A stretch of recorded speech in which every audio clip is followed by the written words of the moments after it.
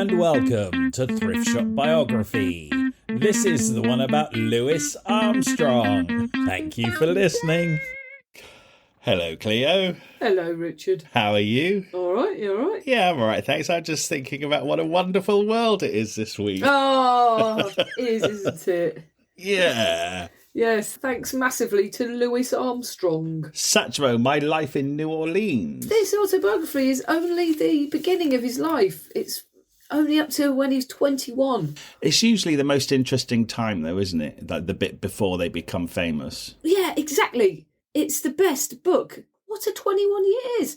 And what it is, because he was born in 1900 or 1901, around there. I know, I have to keep reminding myself of that. It's incredible, yeah. And you've literally got, he's just written an amazing account of the birth of jazz, the time of jazz, the time when New Orleans was hopping. Yeah. And you get to read it from someone who was not only part of it, but ended up the one who represented it to the world.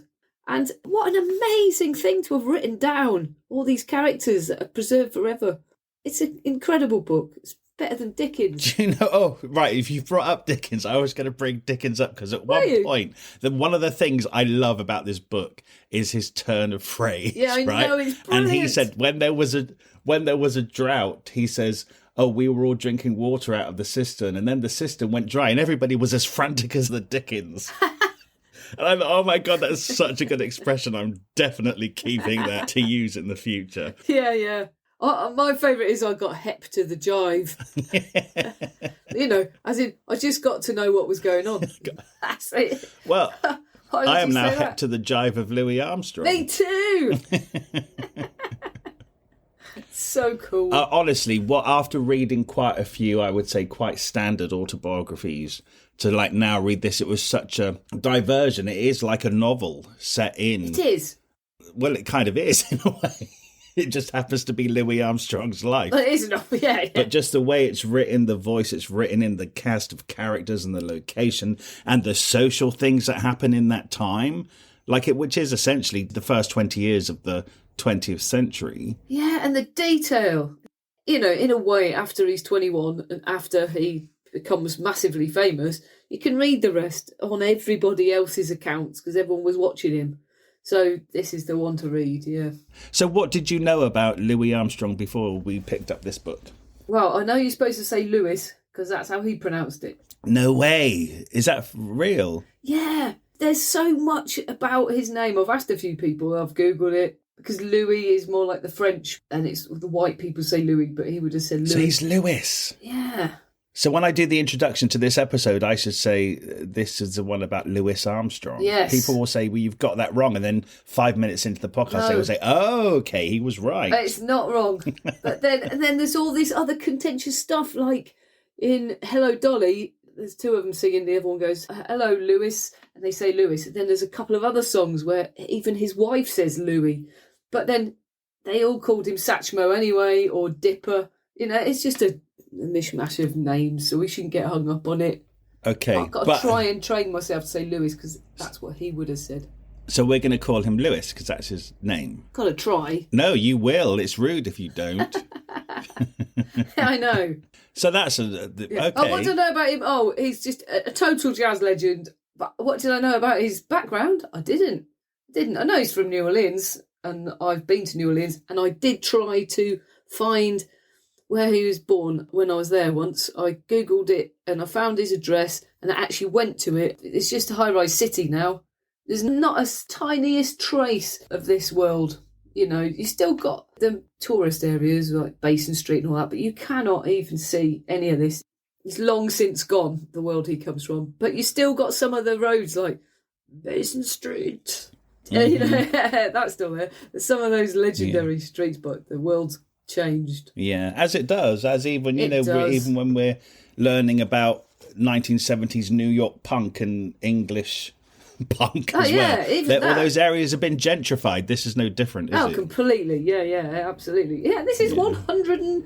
They said it a really long time ago. Oh, yeah, I know. It's incredible. Isn't it? Yeah. It's because he's so present somehow. I mean, didn't he even sing a Bond theme? Yeah, he did We Have All the Time in the World. Isn't that the Bond theme? Yeah, Yeah. It just seems so relevant. I mean, he lived till he was 71. I love that he thought he was going to live till he was well over 100.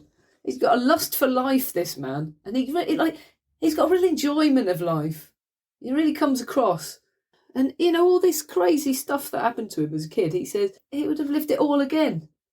I'm not sure I could even say that about my childhood, and it was fairly normal. You know what I mean? I don't think I really want to do it all again. He wants to do it, he'd do it all again. Well, I think when your life turns out, you're a successful, world-renowned musician at the top of your game, I think it's kind of easy to say, I'd do it all again. Maybe. It's nostalgic. It's nostalgic for it, yeah. But anyway, yeah. What did you know about him? Oh. Yeah. I know his most famous songs, really, like A Wonderful World and We Have All the Time in the World. Hello, Dolly. You know the music. I know the music that crossed over to the mainstream. I'm not a jazz head. I'm not really into that early sound. But I know what I would say the average Elvis fan knows. The stuff that just filtered through to the mainstream. Is it High Society? Is that the film with Frank Sinatra? He's actually in that. Him and his jazz band are actually in that film. Uh-huh. I was really excited. I remember seeing that. You actually can see what he looks like. Yeah. Of course, all the stuff with Ella Fitzgerald. Tons of that. There's loads of that. Oh, he's special. Should we just get into it? Yes. Louis Armstrong. Louis Armstrong. Actually, his real name. But yeah. Born back of town. New Orleans. Yeah. Also known, the area of town was also known as the battlefield. Yeah, right. Which becomes quite clear why the more stories that he tells. Yeah, oh my God. Yeah, tough area, obviously. Yeah, he says there's shooting, fighting. There's really crowded. There's church people, gamblers, hustlers, pimps, thieves, prostitutes, kids everywhere. Bars, honky-tonks, saloons. I mean, just those words alone, you've got a picture painted, haven't you? Yeah. Legend has it that two men had a duel on the night he was born and they both shot each other dead. So that was like his first day in the world. Yeah, brilliant. Hello, Lewis. Yeah, in 1900. Oh, my God. So his dad was called Willie Armstrong and he worked in the turpentine factory. He worked in there almost his whole entire life. Yeah. And his mum was called May Ann. They had little Lewis, and they lived with Willie's mum, grandma Josephine Armstrong. Yeah. So little Lewis was born in his grandmother's home and kind of grew up there because not long after, his dad left for another woman, and then his mum just left. So it literally was little Lewis at home with his granny. Yeah, right. Because they were arguing all the time and stuff. I wonder if they were really young. I bet you they were really young. He said his dad died in 1933. So, I bet they were having kids about 50s, Right. So he probably didn't live too long. Probably just kids having kids, I bet you. I bet your grandma, because we picture an old lady, I bet she was about 30. Yeah. Yeah. Way later in this book, he said his mum was from a really small town in Louisiana called Butte. And her parents were all slaves. Right. So she's the first generation not to be a slave, but, just really, really poor. Yeah, it just gives you an idea of the background. Yeah, but he loved his granny anyway, didn't he? Grandma sounded cool. And he was just like a really good kid. I mean, yeah, he might have got into a bit of trouble, but on the most part, he was, took part in everything at school. He had really good energy. He loved hymns at church. He helped out. Do you know what? I think you can see that in his face now. I have this theory after reading so many of these books that we're kind of born the person we end up being. Yeah. And I think when you look at Louis Armstrong, his big, round, smiling, open, happy face, that's just how I picture this kid is that person already. He's so good-natured. He's really positive. He might get into trouble, but that's his environment. Yeah, and He's that's not just a bad being a kid. At all. Yeah. Yeah. You're right, yeah. And actually, when I read this book about him being 5 years old running around, I totally just picture him as like a mini Louis Armstrong. He looks like now running. Because he has a real baby face, actually. Yeah, and innocence, yeah. Yeah, he's really cute. I think that's why he was so good with the ladies, because he probably looked really innocent. Yeah, right. He kind of isn't. But yeah. But his mum and dad did get back together. They're another one of these. Oh, blimey, yeah. Yeah, they were probably younger. Yeah, I bet they were. But they got together. They came back to town and they had another baby, a sister called Beatrice. Yeah, that they call Mama Lucy. But Louis still lived with his gran And he didn't see Beatrice. Yeah, because they were across town. He didn't see his sister until he was 5. That's right, because they were across town. Because when it describes having to go there, they have to get a car, the cable cars that still run today. Oh, a streetcar named Desire, that's New Orleans, isn't it? Oh, trams. Yeah, the trams. Yeah, so it's like you have to get the fare and get trams and, so it's quite a big place. Yeah, but hey, this is their kid. Louis Armstrong is their toddler kid. And that mum and dad can't be bothered to get on a bloody tram across town to go and see him for like 3 years. Or he could have been really poor and not been able to afford... Or who knows? But reading it sounds mean, doesn't it, reading it? I know what you're saying. I'm just looking at it by a troubled past and poverty and I don't know, a world I don't really understand. Just trying to get my head round it. You're right, actually. I should be looking at it through a different lens, I guess. I should be looking People through trying it. to struggling to survive, aren't they? Yes, they are, for sure. I mean, survival is the name of the game in Battlefield New Orleans. Yeah. I mean, people are literally just getting shot every day or ending up in prison or coming to a sticky end. Yeah, exactly. Yeah. Yeah, they really are. There's so much death in this. It's unbelievable, whether it's plague, shootings, stabbings, childbirth. Yeah, storms. Oh, my God. Storms, yeah, bloody hell. Which is lucky that if you're going to get into a jazz band that plays at funerals, you're making that's the business to be in. Well, no, it's true. I don't know why I'm laughing. That's absolute fact, isn't it? Yes. Because there's at one point where, his mum had sent for him because she'd got a new kid and the dad had left again. So mum sends for him. She got sick, didn't she? Yeah, that's right. And she's really sorry to take him away from grandma because obviously he's quite useful to grandma, it seems. But she needed him, so off he goes back to his mum. It's a single room that they're all living in, just the girl, Lewis, and his mum. But he meets his Uncle Ike, right, his mum's brother, and he's got 7 kids. And his wife's died, and he's raising them alone in a single room. Wow. So they're all his cousins. And then sometimes, he says, his mum got the urge to go out in the town, and she'd be gone for days. We'll never know exactly what his mum's up to. But she leaves Lewis and his sister with Ike and the 7 kids in one room.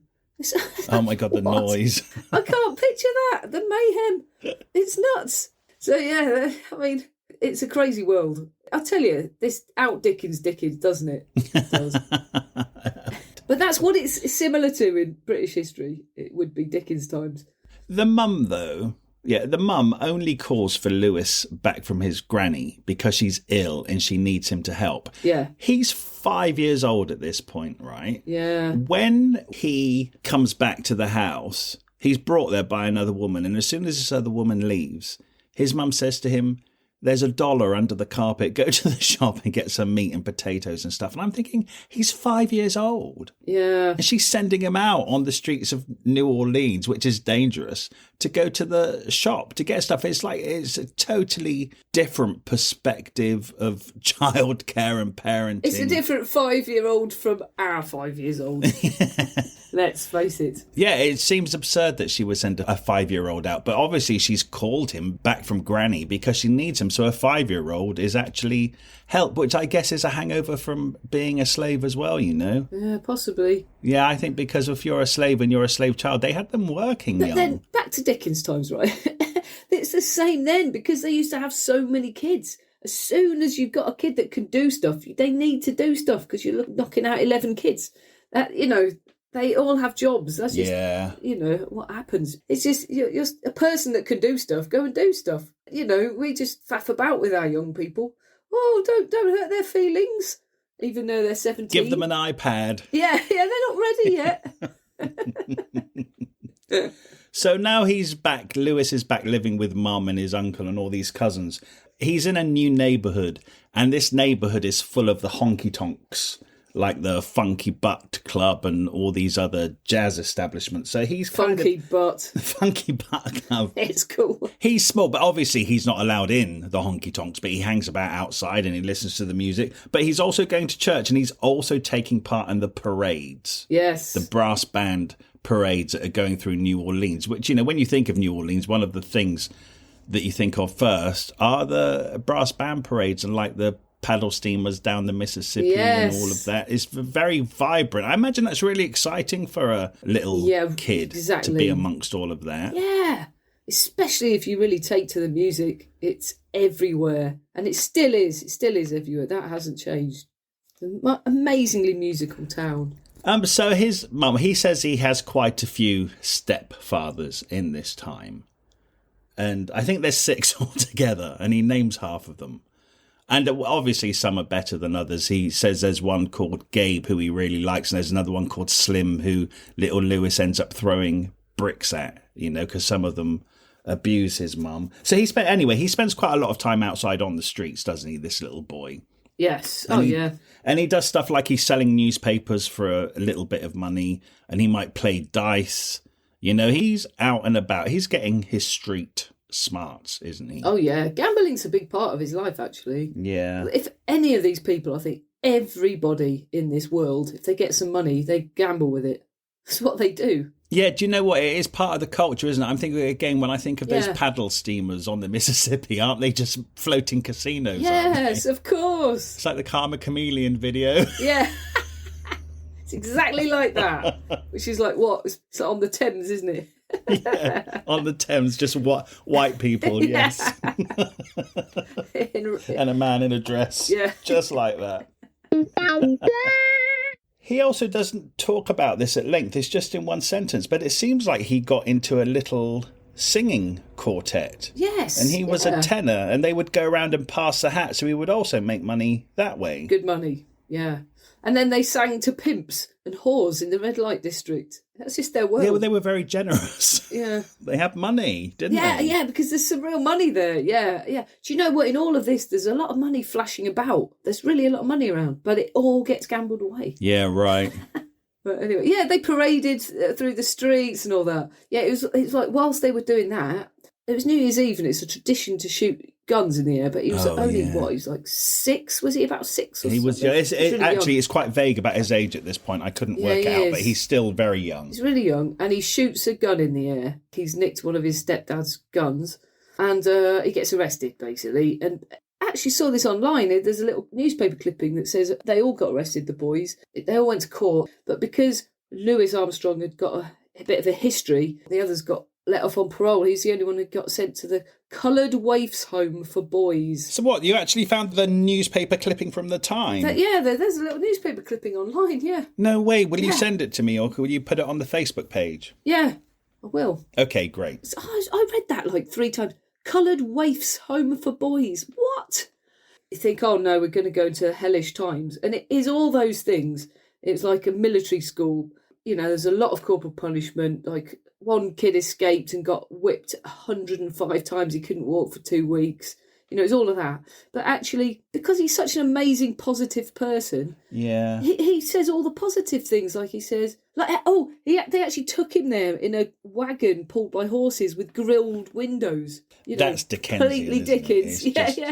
Yeah. It reminded me of the child catcher from Chitty Chitty Bang Bang. Yes. Which, in a way, this is what this is. It is that, yeah. They've taken him away, and you're there indefinitely until either a white person or a boss, like your parents' bosses, will vouch for you. So there's not even a date on this. You're there indefinitely. But he goes, being so positive, he saw the countryside for the first time in his life, and they were opposite a dairy farm, and there were cows, and he loved it. And he loved all the smells, and he completely fell in love with honeysuckle. Like, he says, to this day, if I smell honeysuckle, I'm really happy. And he could hear the far-off jazz band playing in some white folks' house that used to play regularly. So jazz and honeysuckle are really interlinked with him. He used to lie in bed listening and actually learning jazz through the window. It's actually this mystical, really wonderful time for him, despite all of the horror. Because it's the best school he's ever been to. And all the keepers who work there are all African Americans. There's no, white rulers. I'm kind of glad to know that. And he learns skills, carpentry, gardening, builds fires. He's actually almost allowed to be a kid for the first time, instead of doing chores, going shopping, doing all I that. really was trying to kind of rationalise how he turned it into such a positive experience, how he was able to, with that overbearing threat of like corporal punishment. And I was kind of thinking, they must have been fair. When he was in New Orleans with his family, I think there's a certain amount of uncertainty to life about where your next meal is coming from, whether anybody's going to be shot dead at any given moment. Yeah. And I think when you're in a home like this, there is a certain structure, discipline, and you're getting fed. They're actually teaching them things. He's getting a lot out of it. Yes. And there's a music teacher there called Mr. Davis. Of course, little Louis Armstrong was dying to get involved with the music, but he said Mr. Davis kept ignoring him and he couldn't quite work out why.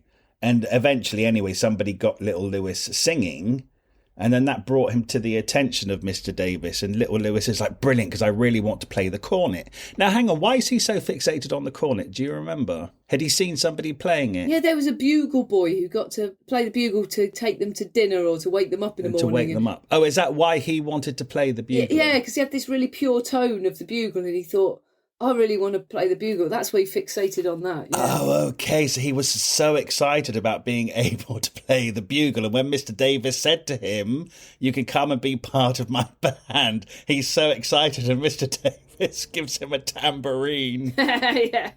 And he's like, oh, no, I didn't want the tambourine. But he's so good on the tambourine. Yes, he's obviously that he's very soon promoted to the drummer.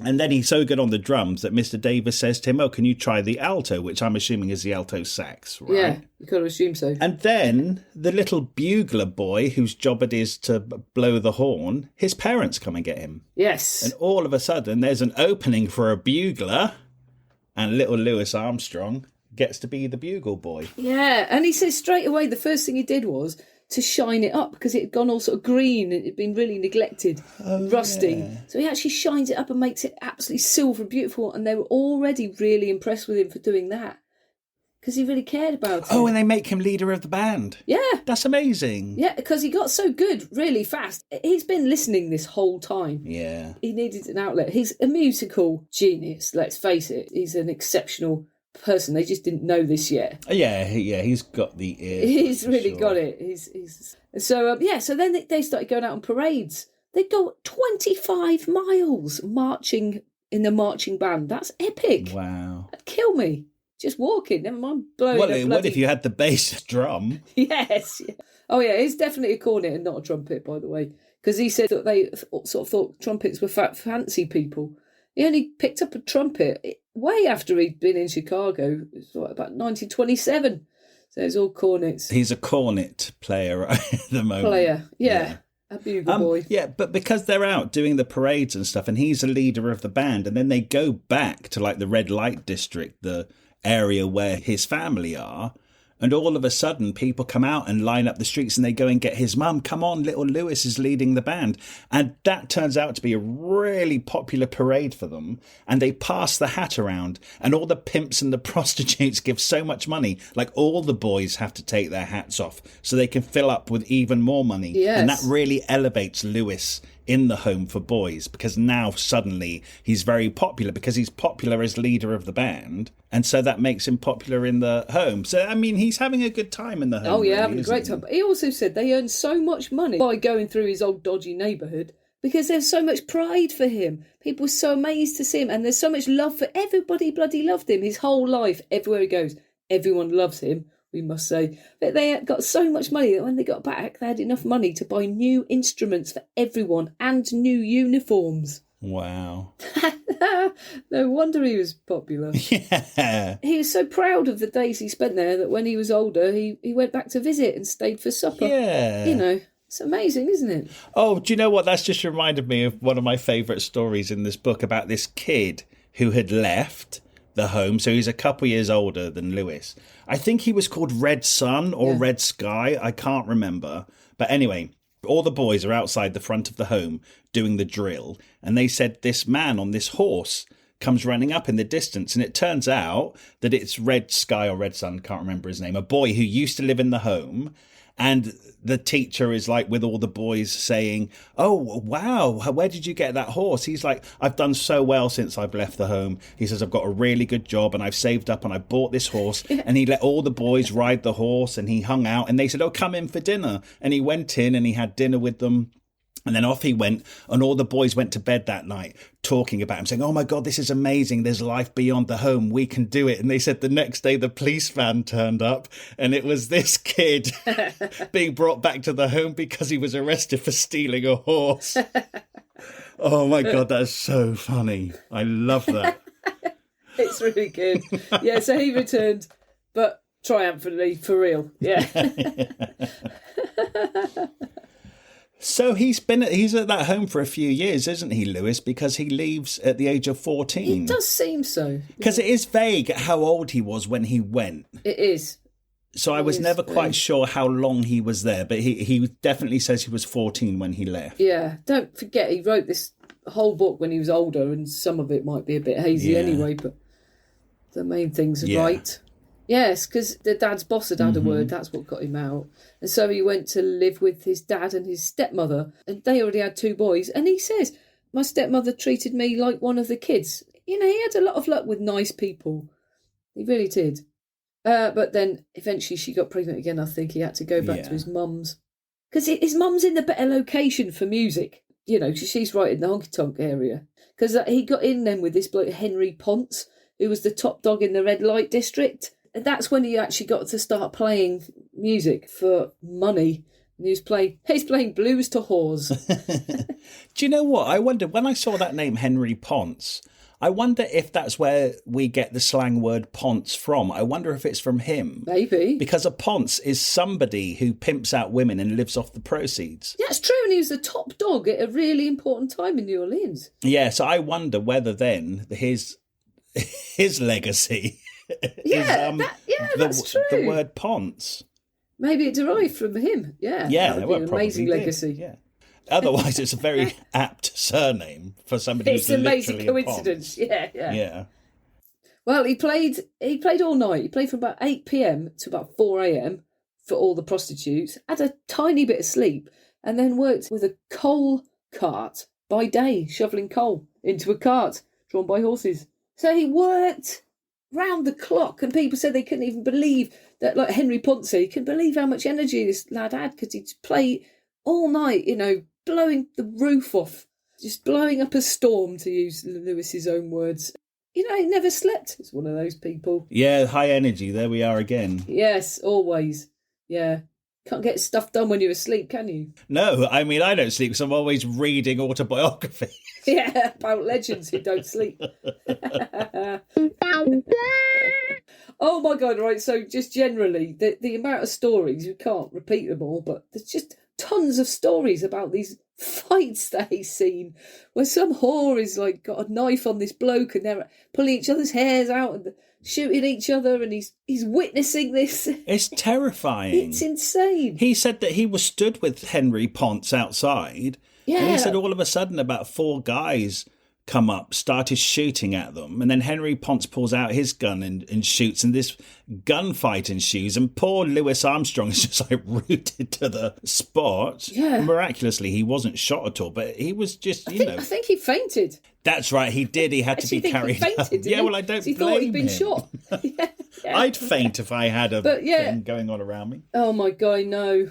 And the only times people get taken to hospital is when they're knifed or shot, because the rest of the time they can't afford doctors. Yeah, right. At all. Yeah. So they just, like, people are dying because they can't afford doctors, or they're having to try herbs, and, you know, it's crazy. Anyway, so there's tons of these stories. It's a great book.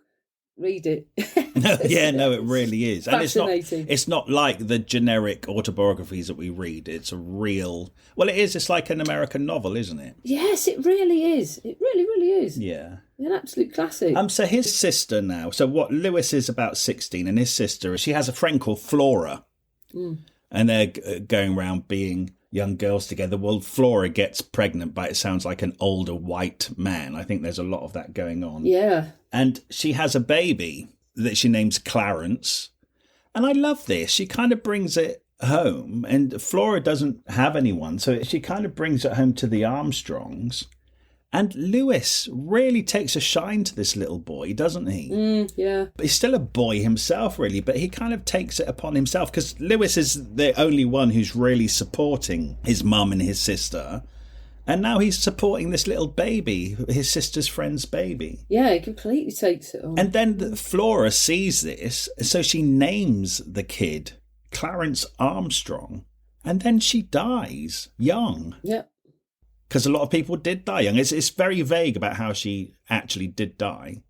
But they said it's because she was young when she had the baby, but also on that night, one of the massive storms happened that tore that town apart. Yes. And so she said it was just a lot of shock for a young woman all at once, and she never really quite recovered. No. That's what I'm getting. Couldn't take it to the doctors. Yeah. Yeah, and they didn't take her to the doctors. Yeah, they just save up, like, he'd play extra gigs to try and save up enough money to get a doctor out to people. It's just like that. It's desperate, really. Yeah. There's a lot of TB deaths around that time as well. There's all sorts going on. And the storm killed a lot of people as well. He actually said that the massive storm actually killed a lot of the music people, so I don't know whether it flattened a couple of the honky-tonks or something. I don't know. He said he was at school. There was this great kid called Arthur Brown, and his other boy was just playing with a gun and shot him. Oh. And he says, anyway, there's loads of this. There's just tons of it. Anyway, right, so the war, right, 1917, the war happened. People were getting signed up, but he was too young to join. But, like, just a bit later, he was finally drafted in 1918. And after he was drafted, he was just drinking a beer in a saloon, and some police came in who were basically just being racist and just saying, all right, there was a stick up nearby, you four look like the sort of people that must have done it, and instead of taking them to the court, they just stick them all in prison, totally innocent. And I think Henry Ponce witnessed that, so he eventually bailed them, but they were there a while in jail, and that got him actually out of war. It's probably much safer in prison than war. Well, unless the prison gets bombed. Yeah, that's true. Yeah. He said when the war started, of course, a lot of the dance halls and the theatres shut down, which closed. means that the funerals is the only time that he's getting to blow his cornet. But like you say, there's a lot of funerals. There's a lot of funerals. Yeah. Then he gets in with a family called the Karnofskis. Yeah. Right? And he starts working for them. And he's going to different areas. He's still selling coal and stuff. On Wikipedia, it actually tells a different story. He says that Louis Armstrong has wrote a whole book about his time with the Karnofskis. I saw that. And how they were a second family to him. Yeah, well, that doesn't tie in with this book at all because he barely mentions them. Barely mentions them, but maybe he barely mentioned them because he knew he was going to write a separate book. Right, okay, yeah. Yeah, maybe, because he thought, I'll go right into this and you can read this separately. Yeah, okay. So he's still selling coal on a wagon for the Karnofskis, but I kind of got that they were also like a rag and bone business and stuff as well. Yeah, that's right, because he discovered, because they're Jewish, he found out for the first time that even white people are racist towards other white people, because they were Jewish, so they were the underdogs. Yeah. And they actually looked after him quite well. Yeah, they did, and he goes to different areas of the city with this job. Like Storyville, and actually it's a whiter area, and actually the only way black people can get in is if they do have not that they can get in, any black person could go in, but the police will kind of question them and stuff unless they have a job. And because Louis Armstrong is the coal guy now in the area, he's getting to experience new areas of town. Yeah. And there's a different music scene going on there, isn't there? Yes. Yeah. There's Pete Lala's Cabaret. Yeah. Pete Lala. That's brilliant. Is that his real name? That's sounds like a drag queen. Yeah, it does. Maybe he was. Well, I bet there were. Yeah. And that's when he first heard Joe Oliver. Yes. He's kind of hanging out at the places in Storyville, and he listens to Joe Oliver, who plays the cornet, and he's really wowed by He's him. number one cornet, isn't he? Yeah, he sticks a flake in it. So, yeah, Joe Oliver was considered the best. And then Kid Ory was the other absolute hero. And he said that around this time they joined forces and became the hottest band in New Orleans ever. He's got so much love for these people. He lists all the names of these, so many everybody names, in all the bands because he wants to give them credit. Yeah, because they deserve to be famous, and he's writing them down because a lot of these people weren't even recorded. Some of those people did go on to be known, like Jelly Roll Morton. And stuff. But Jerry Roll Morton was before this time because he sort of came in his place. There was one whorehouse he talks about. It's run by Lulu White, and she was like this real amazing pimp woman who'd got this amazing whorehouse going, which had all the businessmen and planters there, and there's loads of money and champagne flowing and diamonds, and And that's where Jelly Roll Morton used to play the piano and made a lot of money. And then he'd gone on, I don't know where he went to, just on up north and become really famous and was a legend then. And so he's coming in his footsteps. But this is the world he was in. He's just a little bit before Lewis.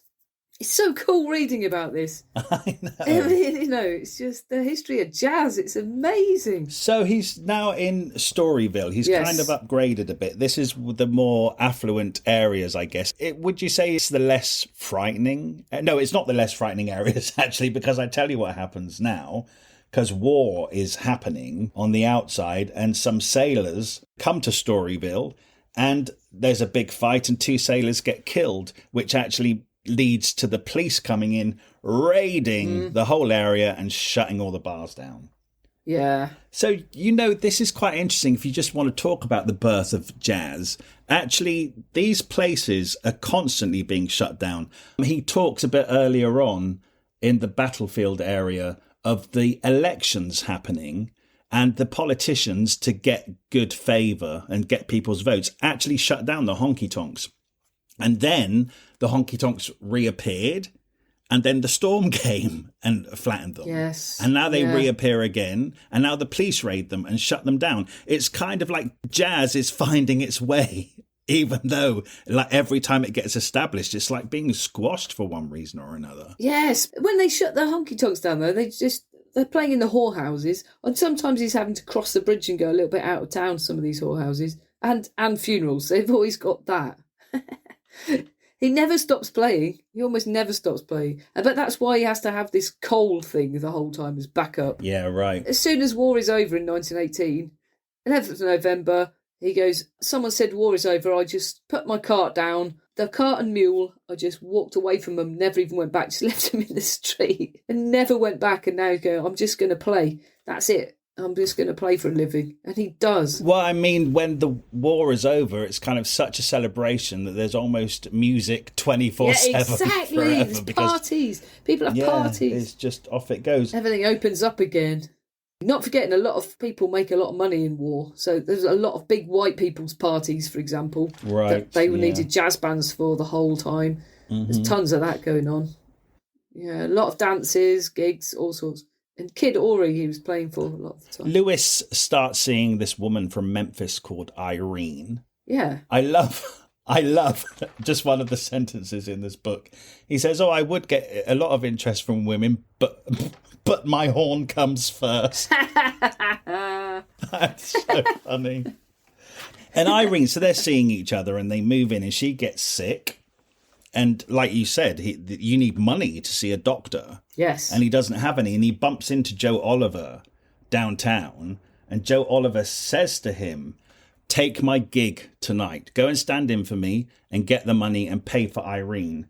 Louis Armstrong is like, I can't stand in for you. He says, do it. Do it for 2 nights and then you'll have enough money. So he goes along to stand in. And the band leader is like, what are you doing here? And he said, Joe Oliver said I could play. Anyway, he plays, but the band leader says, you're not coming back tomorrow. But Joe Oliver kind of gave him enough money for Irene to get to the doctor. But that little bit just tells me, even though little Louis Armstrong is awestruck by this fantastic cornet player, Joe Oliver has enough faith in little Louis Armstrong that he can take his place. So that tells you immediately the older musicians definitely recognize Louis as like somebody who's going to be up and coming and worthy, you know? Yes, definitely. It's lovely reading about him, you know, when he talks about his heroes, and this one has a tone that he wants, this one has an energy, this one has a character, all the different people who play, and he takes the best from everybody, all of his heroes, and then adds his own personality and strength and energy and just blows everybody away. But it does happen over time. He's getting better and better and better. He's playing all the time. Yeah. Isn't he? Never stops. What we didn't say is that Lewis and his teenage friends actually did have a little band together that they would go around and gig. So while he's being a kid watching these older, amazing musicians, he is gigging as part of his own little 4-piece band. He talks about how when his band, they're all marching around the streets, right? So sometimes one band's coming down one street, one's coming down the other, and they sort of meet on the corner. And then they'll have a band off where they play to outdo the other band. And he said, Jim Oliver said to him, look, whenever I see you, if you just stand up and I can see it's you, then I won't try and outblast you on my horn, sort of thing, you know. And then one day he forgets to stand up. I think he's feeling quite ill, so they totally smash him. But this is just to have that sort of competition, and can you just imagine the sound? I bet that was amazing to be on that street corner. Oh my God, it'd be amazing. In between a band off. Yeah, I know. It's a golden time for music, isn't it? Yeah, for sure. Yeah. Yeah. Further reading told me, though, that when eventually they get to recording, and this is beyond this book, because recording studios are so primitive, they're all having to play at the same time. They had to put Louis Armstrong like in another room, basically. Oh, yeah. Because he would blow so loud that it would drown the other musicians out. Yeah. I think that's really funny. Amazing. So we're just talking about how all the honky tonks and stuff kept getting shut down. But actually what happens in 1917 is that there's a bad flu outbreak.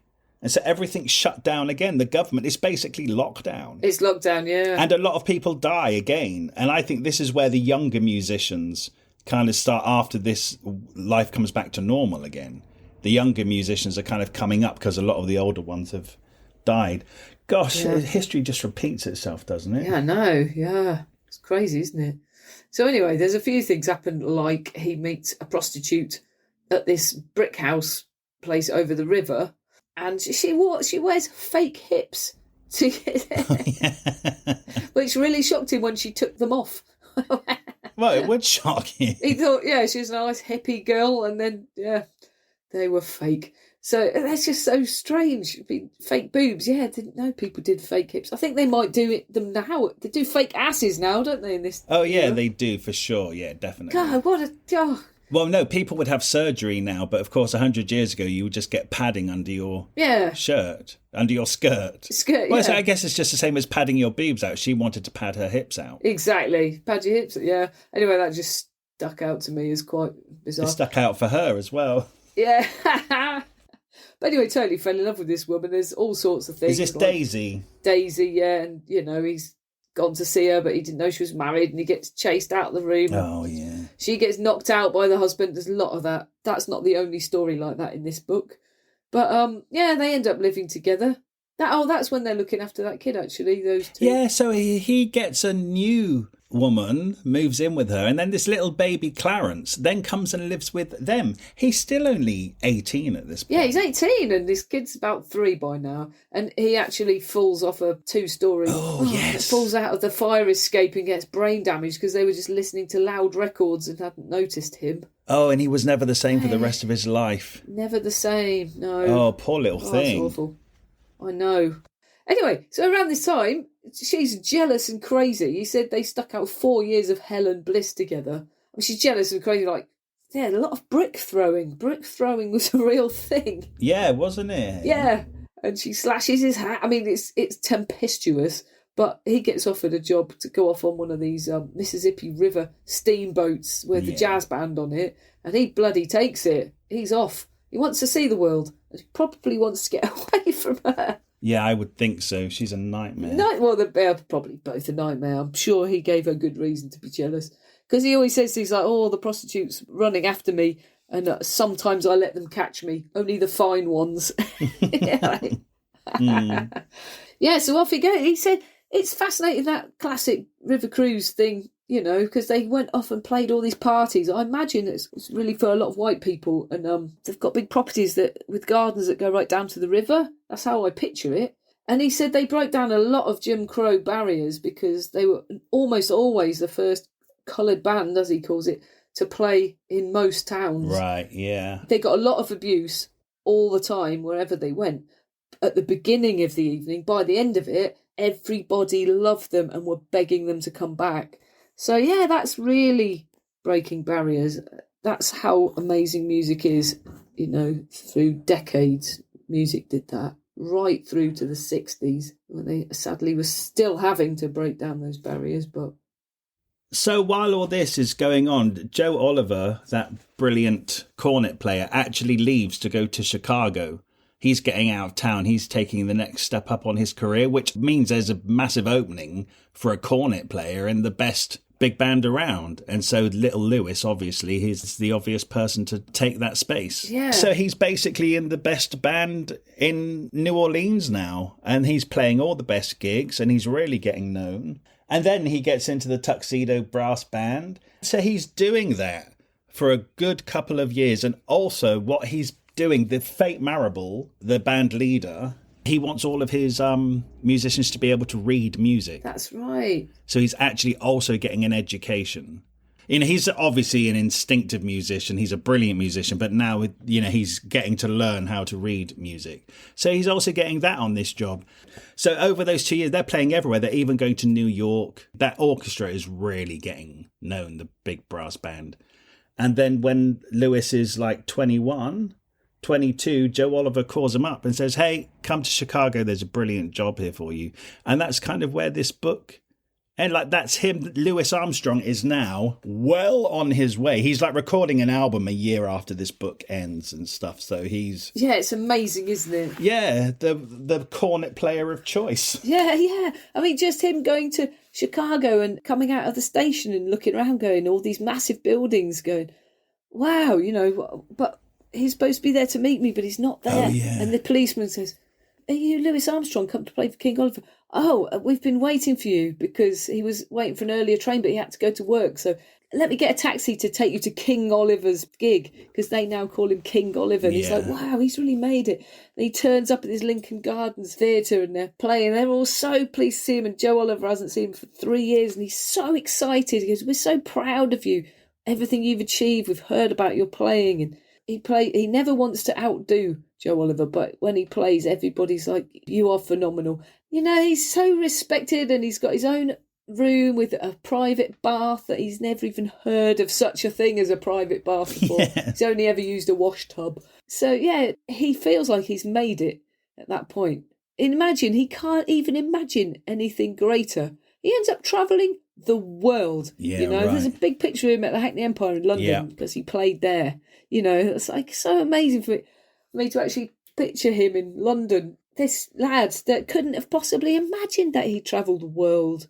And Hollywood, he ends up in Hollywood with all the greats, recording albums, films, being so praised and loved and appreciated. That is astonishing, isn't it? When you think about these very humble beginnings. I mean, it's just a miracle he survived and got through them, let alone become one of the world's most famous recording artists. Yeah, it really is. And, you know, he always went back to New Orleans. And, you know, those Mardi Gras parades, there's always a king. Can't remember exactly what you call him, the main person that's the king of the carnival. And he was that at least once anyway. And that was, he said that was every boy's dream. He was a legend in his own lifetime, which is brilliant. Thank you so much for listening to this episode of Thrift Shop Biography. We love making this podcast and we're absolutely thrilled that so many of you are already listening. You could really help us out by leaving us a review somewhere, wherever you listen to this podcast. And if you could share us, tell your friends about us, or drop some links on social media. We have a Facebook page called Thrift Shop Biography, so make sure you come over there to hear about the episodes first and what else we're up to. Okay, see you next week. And if you're new here, there are loads more episodes now to go and listen in the back catalogue, so make sure you go and enjoy them. Okay, thank you very much.